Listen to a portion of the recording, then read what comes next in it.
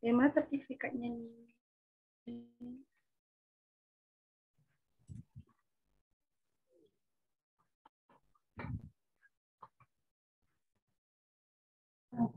Oke, dokumentasi biar kutipan dua aja ya. Iya, Kak.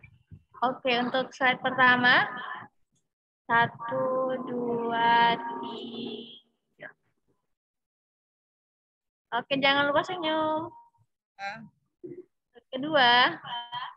1, 2, 3. Slide ketiga.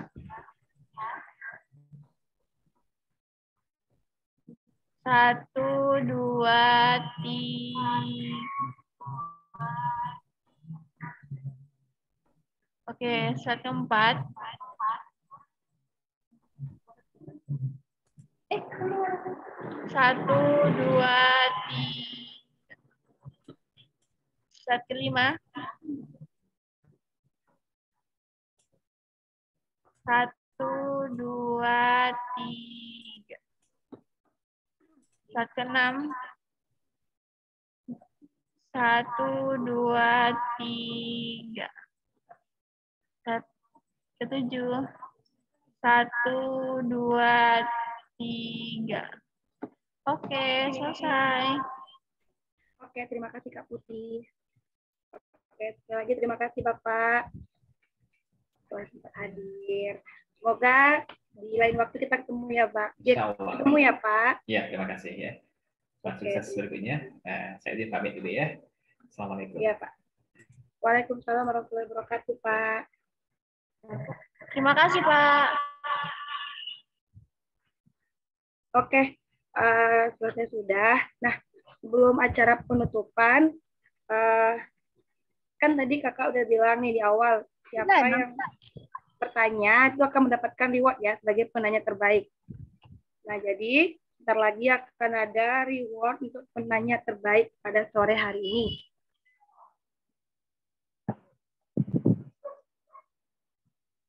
Jadi teman-teman rugi nih yang nggak mau bertanya tadi, padahal tuh ya fotonya itu bakal di-post loh di kerohanian.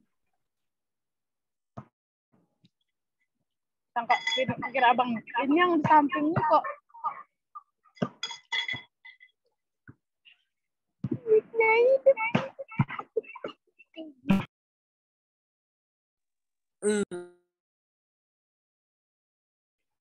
Oke, jadi kakak mau ngomongin penanya terbaik pada acara gerhana sore hari ini ya, yaitu Febi Mulyani dari kelas Pendidikan Fisika B 2022. Yeay, congratulations. Makasih, Kak. Selamat Febi. Ya, Kak. Oke, nanti bisa langsung hubungi salah satu panitianya aja ya untuk konfirmasi hadiahnya, oke? Oke, Kak. Oke. Oke, nggak kerasa ya, acara kita udah selesai dari jam 4 tadi, dan alhamdulillah berjalan dengan lancar. Dan kepada teman-teman, jangan lupa mengisi absensi ya, karena absensi itu sangat penting, oke? Oke, nah, udah kali ya, udah bosan kali sama kakak. Udah deh Kak, bosan, pasti gitu kan pikiran kalian. Udah Kak mau mandi ya kan?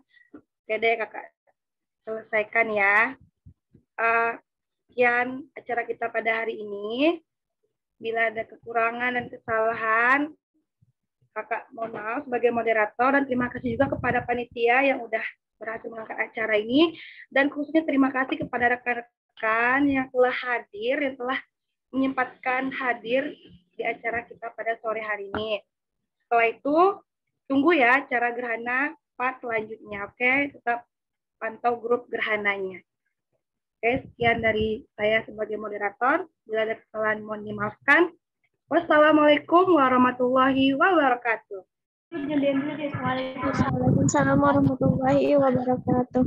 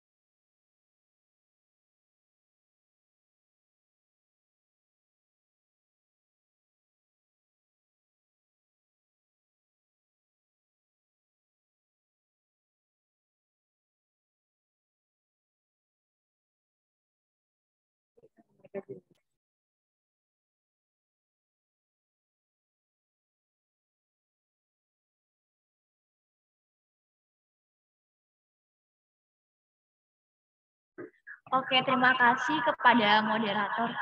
Maka dengan berakhirnya kegiatan yang dipimpin oleh moderator tadi, maka berakhir pula kegiatan Gerhana 2 kita pada saat sekarang ini.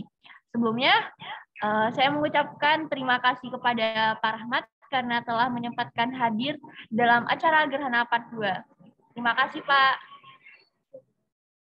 Nah, kepada rekan-rekan semuanya, jangan lupa untuk mengisi absensi dan boleh untuk meninggalkan ruangan Zoom ini. Selamat beraktivitas. Sekian, terima kasih. Assalamualaikum warahmatullahi wabarakatuh. Waalaikumsalam warahmatullahi wabarakatuh. Zaka kan tuh?